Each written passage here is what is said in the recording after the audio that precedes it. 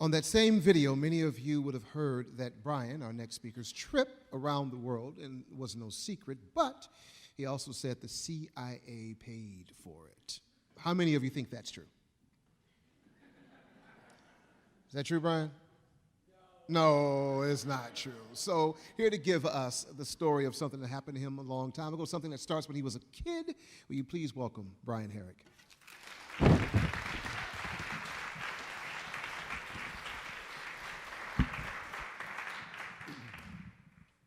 Thank you.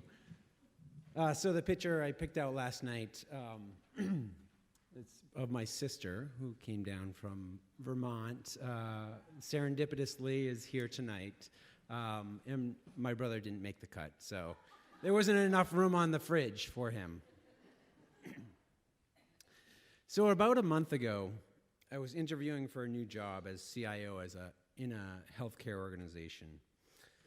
Halfway through the day of 9 interviews, surrounded by senior leaders in the boardroom, I was asked a fairly common interview question. What is your biggest accomplishment?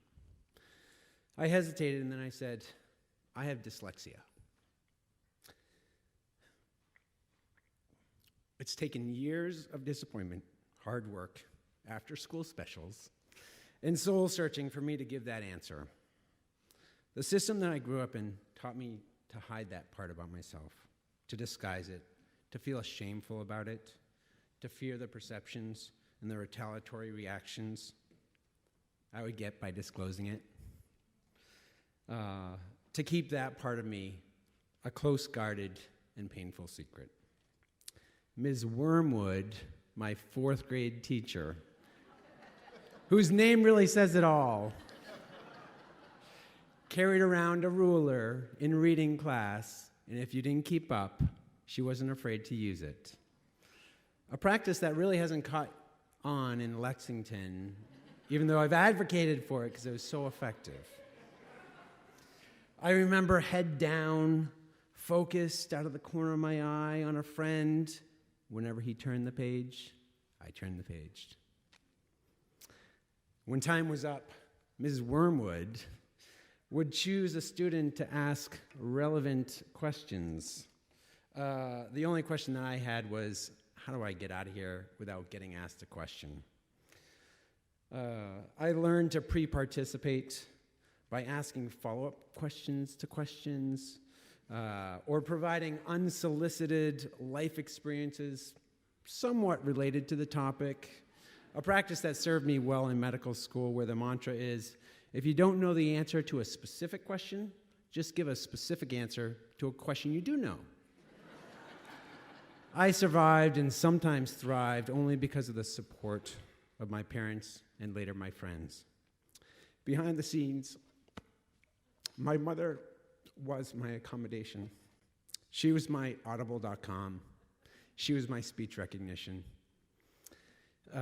Sitting in our red and white VW van from 1978, going on long weekend trips to swim meets with her reading Ivanhoe was my classroom.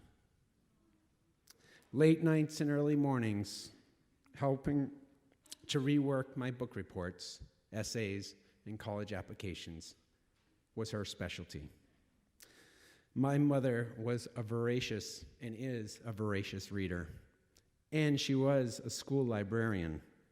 So it was fairly ironic that I could not read until the 5th grade. She was not surprised when the standardized testing scores came back and I was in the 4th percentile for reading, but yet the 95th for other subjects. My mother was determined to help me. She ultimately taught me how to read. In college, I had wonderfully generous friends who came to my rescue. It was not infrequent that I would write an essay and send it to my friend for review. And he would come to me and say, you know, Brian, why don't you just tell me what you want to say, and I'll write it for you. It'd be a lot easier for both of us. I was grateful and relieved for every one of those acts of kindness that prevented me from failing in the moment. But they created a permanent scar in my heart. Each of these clandestine accommodations left me with a deep-seated notion that I was not enough. In my mind, I relied on a systematic, deceptive portrayal of who I was. I had formed an impression that each grade I received, every award I was presented, every accomplishment was a lie, no matter what. I was ashamed of that lie, the secret I was living. Shame.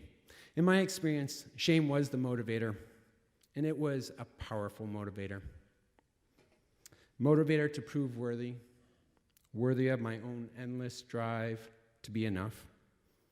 So I had that going for me. If it were not for shame, would I have worked so hard in school to excel in the areas that I could? Would I have given up if when my college advisors told me I couldn't get into medical school when I didn't get in the first time around? But who wants to be motivated by shame? Isn't that in itself shameful? And what about telling a group of, say, your 200 closest friends? Many kids with dyslexia aren't motivated by shame.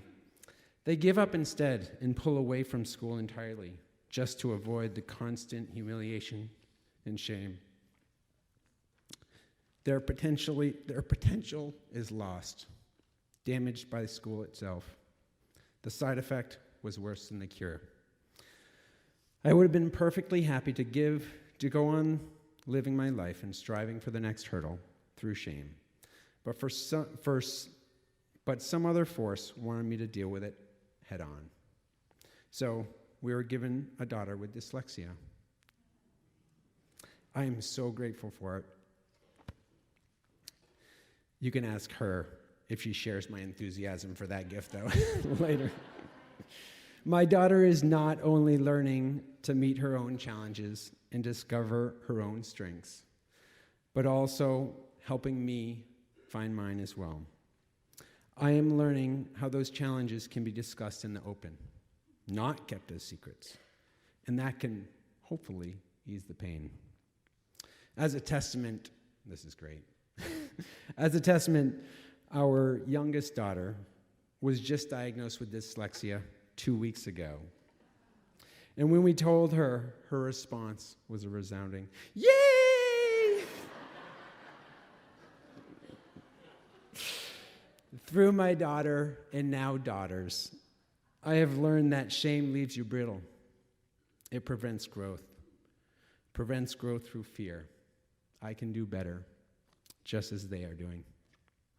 So, my secret is not that I have dyslexia, or that I felt like an undeserving cheat throughout my life, or how incredibly grateful I am for all the support I've received from my mother, family, and friends.